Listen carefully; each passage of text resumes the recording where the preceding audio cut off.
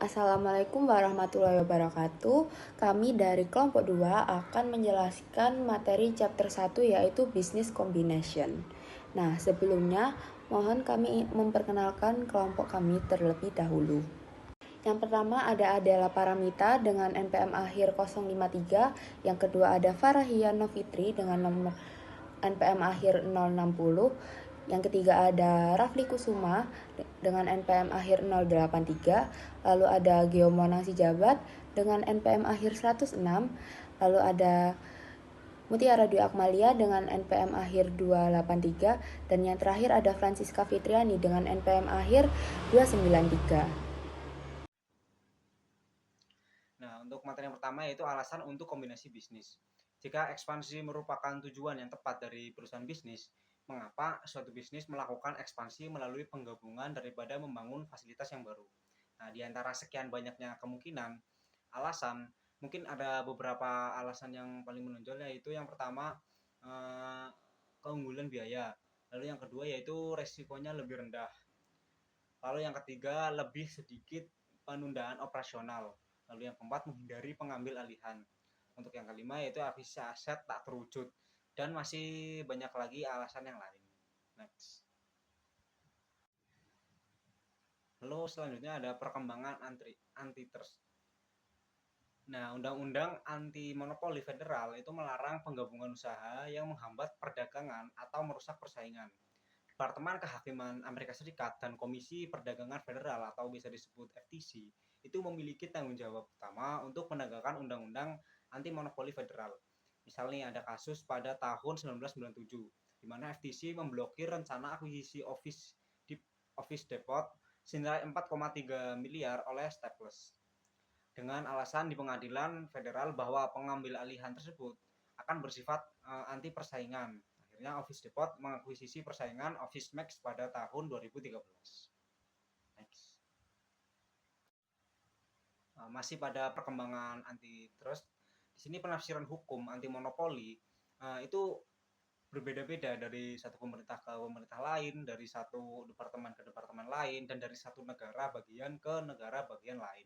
Bahkan departemen yang sama di bawah pemerintahan yang sama itu dapat berubah pikiran. Nah, penggabungan usaha yang telah selesai dapat diperiksa ulang oleh FTC kapan saja. Diregulasi dalam industri perbankan, telekomunikasi, dan utilitas mengizinkan menggabungkan usaha yang sebelumnya telah dilarang. Selanjutnya yaitu bentuk hukum kombinasi bisnis. Business combination adalah istilah umum yang mencakup semua bentuk penggabungan entitas bisnis yang sebelumnya terpisah. Kombinasi ini disebut dengan akuisisi ketika satu perusahaan melakukan yang pertama yaitu mengakuisisi aset produktif dari perusahaan lain dan mengintegrasikannya ke dalam operasinya sendiri. Yang kedua, yaitu mengambil kendali operasional atas fasilitas produktif perusahaan lain dengan mengakuisisi sebagian besar saham dengan hak suara. Pada akuisisi, perusahaan yang diakuisisi tidak harus dibubarkan atau keluar dari eksistensi. Ini berarti perusahaan yang diakuisisi dapat terus beroperasi sebagai entitas terpisah di bawah kendali perusahaan pengakuisisi. Selanjutnya yaitu merger. Merger ini terjadi ketika satu perusahaan mengambil alih semua operasi perusahaan lain dan perusahaan yang diakuisisi dibubarkan. Hanya satu entitas hukum yang bertahan setelah merger. Contohnya, yang pertama yaitu ada perusahaan A membeli aset perusahaan B dengan uang tunai atau sekuritas. Jika perusahaan B dibubarkan, maka ini disebut dengan merger. Kemudian ada contoh yang kedua. Perusahaan A membeli saham perusahaan B dari pemegang sahamnya untuk mengendalikan aset perusahaan B. Jika perusahaan A ini membeli seluruh saham dan membubarkan perusahaan B, ini juga dapat disebut dengan merger. Selanjutnya yaitu consolidation. Consolidation ini terjadi ketika dua atau lebih entitas bisnis bergabung dan membentuk perusahaan baru, sementara semua entitas yang terlibat dibubarkan. Contohnya, yang pertama, misalkan perusahaan D yang baru dibentuk mengakuisisi aset perusahaan E dan F dengan mengeluarkan saham kepada mereka. Jika perusahaan E dan F dibubarkan dan sahamnya didistribusikan kepada pemegang saham masing-masing, ini disebut dengan konsolidasi. Kemudian contoh yang kedua yaitu jika perusahaan E dan F tidak dibubarkan, perusahaan D menjadi holding company dan perusahaan E dan F menjadi anak perusahaan. Accounting for Business Combination. Nah, atau bisnis kombinasi merupakan transaksi atau order event yang dimana acquirer atau perusahaan yang diakuisisi memperoleh kontrol terhadap perusahaan lain. Nah, bisa disebut juga dengan true merger atau merger of equal. Nah, mereka ini punya sebutan parent subsidiary yang terjadi yaitu terjadinya relasi antara induk dan anak saat masing-masing parent ini memiliki kurang dari 100% sahamnya atau minimal 50%. Nah, kalau misalnya lebih dari 50% ini bisa dianggap parent subsidiary. Nah, dengan catatan perusahaan ini tidak bubar, perusahaan yang diakuisisi tidak bubar. Selanjutnya yaitu ada US GAAP atau SAK-nya Amerika. Nah, pada tahun 1950 ini mereka memiliki dua metode yaitu pooling of interest method dan purchase atau acquisition method. Nah, GAAP ini menyatakan kalau misalnya bisnis kombinasi ini pada tanggal 15 Desember itu dicatat menggunakan acquisition method. Kenapa? Alasannya hampir semua negara itu melarang kalau misalnya menggunakan pooling of interest method. Terus International Accounting Standard juga melarang terus menyarankan acquisition method. Nah, untuk mengapanya yaitu acquisition method ini lebih menitik beratkan fair value atau nilai wajar, sedangkan pooling of interest method ini lebih menitik beratkan nilai buku yang sudah ditinggalkan oleh standar accounting internasional. Selanjutnya yaitu ada recording guideline yang pertama. Nah, mereka itu melakukan pencatatan aset dan liabilitas dengan fair value.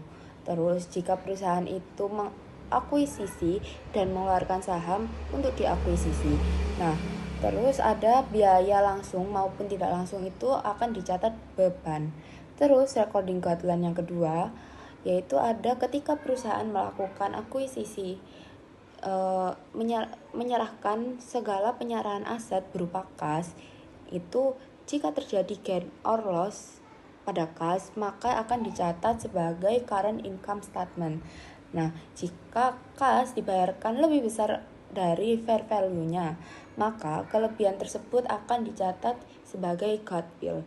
Nah, sebaliknya, yaitu misal kas dibayarkan lebih kecil dari fair value, maka akan dicatat sebagai gain on the bargain purchase.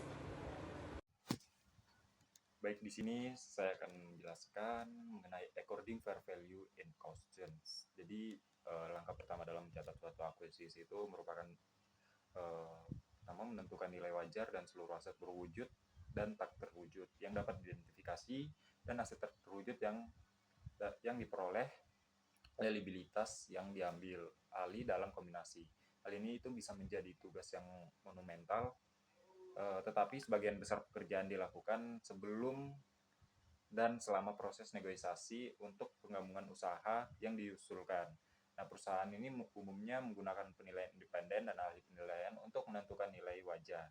Nah, GAAP sendiri memberikan panduan tentang penentuan nilai wajar, yang mana terdapat tiga tingkat keandalan untuk estimasi nilai wajar. Nah, untuk tingkat pertamanya itu nilai wajar berdasarkan harga pasar yang telah ditetapkan. Dan tingkat kedua menggunakan nilai ini dari estimasi arus kas masa depan yang didiskontokan berdasarkan ukuran yang dapat diobservasi yang seperti tingkat suku bunga utama. Dan untuk tingkat ketiga itu mencakup estimasi lain yang berasal dari internal. Nah, untuk selanjutnya di sini ada pengakuan dan pengukuran aset tak terwujud. Dalam mengklarifikasi pengakuan aset terwujud dalam kombinasi bisnis dengan metode akuisisi, perusahaan harus mengakui aset tak terwujud yang terpisah dari goodwill. Jika aset tersebut termasuk dalam salah satu dari dua kategori aset terwujud yang dapat diakui harus memenuhi kriteria keterpisahan atau kriteria hukum kontrak. Nah, GAAP di sendiri itu mendefinisikan aset tak terwujud sebagai aset lancar atau tidak lancar, namun tidak termasuk dalam instrumen keuangan. yang tidak memiliki substansi fisik.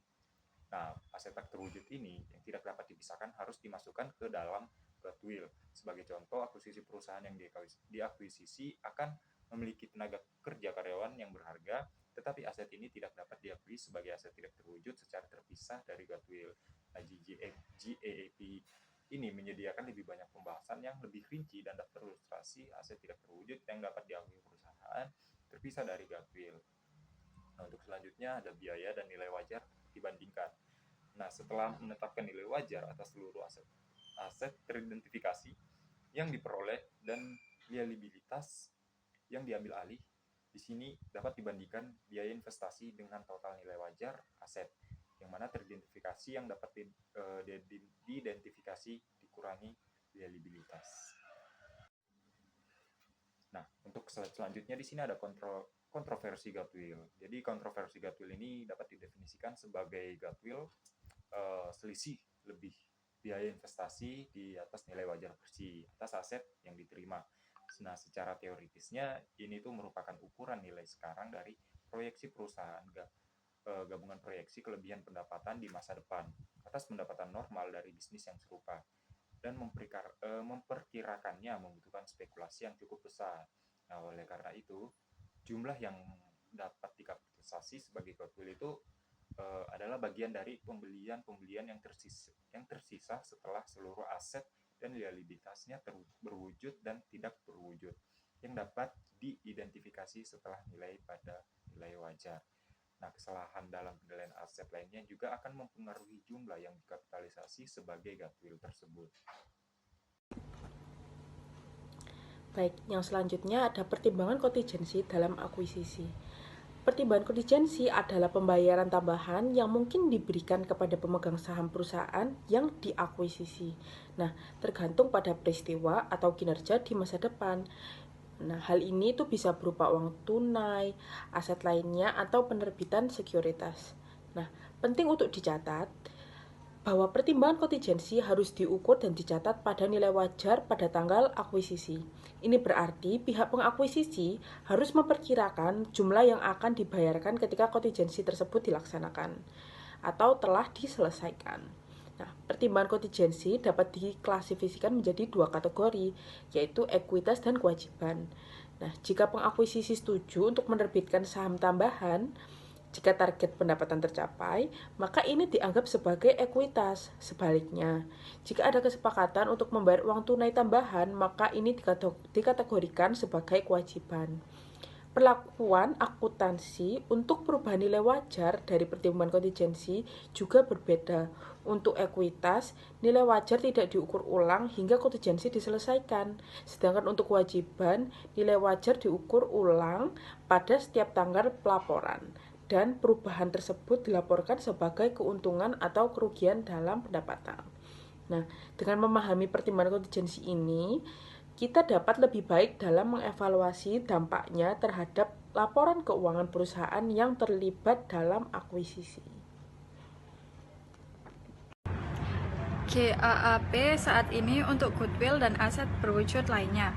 Berdasarkan GAAP saat ini, perusahaan mencatat goodwill tapi tidak mengamortisasinya, melainkan goodwill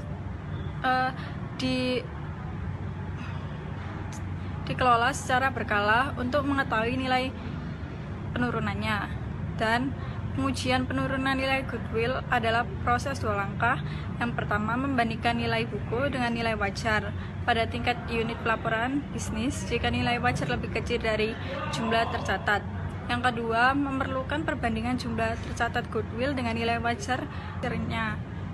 Perusahaan harus kembali melanjutkan perbandingan ini pada tingkat unit pelaporan bisnis. Jika jumlah tercatat melebihi nilai wajar tersirat dari goodwill, perusahaan harus mengakui kerugian penurunan nilai atas selisihnya. Perusahaan harus melakukan pengujian penurunan nilai goodwill setidaknya setiap 1 tahun sekali. Tapi menurut GAAP mengharuskan pengujian penurunan nilai lebih sering dilakukan jika salah satu peristiwa berikut. Yang pertama, perubahan signifikan yang merugikan pada faktor hukum atau iklim usaha. Yang kedua, tindakan atau penilaian yang merugikan oleh regulator. Yang ketiga, persaingan yang tidak terduga, dan lain-lain. aset tak berwujud lainnya. Untuk aset tak berwujud, seluruh informasi berikut harus diungkap dalam catatan atas laporan keuangan pada periode akuisisi. Untuk aset tidak berwujud yang dikenakan amortisasi, yang pertama jumlah total yang ditetapkan dan jumlah yang ditetapkan pada setiap kelas aset tidak berwujud utama. Kedua, jumlah nilai sisa yang signifikan secara total dan berdasarkan kelas aset tak berwujud utama. Yang ketiga, periode amortisasi rata-rata terimbang secara total dan berdasarkan kelas aset tak berwujud utama. Informasi berikut ini harus diungkapkan dalam laporan keuangan atau catatan atas laporan keuangan untuk setiap periode di mana laporan posisi keuangan disajikan. Untuk aset tak berwujud yang dikenakan amortisasi semua sebagai berikut. Yang pertama, jumlah tercatat bruto dan akumulasi amortisasi secara total dan berdasarkan aset tak berwujud utama. Kedua, total biaya amortisasi untuk periode tersebut. Dan yang ketiga, estimasi total biaya amortisasi untuk masing-masing 5 tahun fiskal berikutnya.